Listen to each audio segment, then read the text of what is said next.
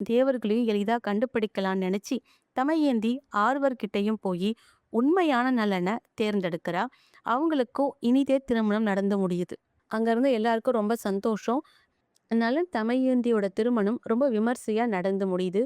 தேவர்களும் தன்னோட தேவலோகத்துக்கு புறப்படுறாங்க. என்னதான் கலந்துக்கிட்டு தமயந்தி கிடைக்காம போனாலும் மத்தவங்க அத பெருசா எடுக்கல. ஆனா சனி மகாராஜாவுக்கு அது கொஞ்சம் வருத்தத்தையே தருது. கொஞ்சம் கோவம் கூட சொல்லலாம். எப்படி தேவர்கள விட்டுட்டு ஒரு சாதாரண மனிதன தேர்ந்தெடுக்கலாம்? அப்படின்ற ஒரு சிறு பொறாமை உணர்வு கூட சொல்லலாம். அதனால நலன பிடிக்கிறதுக்காக நெடுங்காலமா காத்துட்டு இருக்காரு சனி பகவான். சனி பகவான் ஒரு நியாயமான நீதிமான் ஆவார். எந்த ஒரு தவறும் செய்யாம ஒருத்தர பிடிக்க முடியாது இல்லையா? நலன் மகாராஜாவ கூர்ந்து கவனிச்சுக்கிட்டே வராரு. எங்கேயாவது ஒரு சின்ன தவறு இவர்கிட்ட கிடைக்குமான்னு.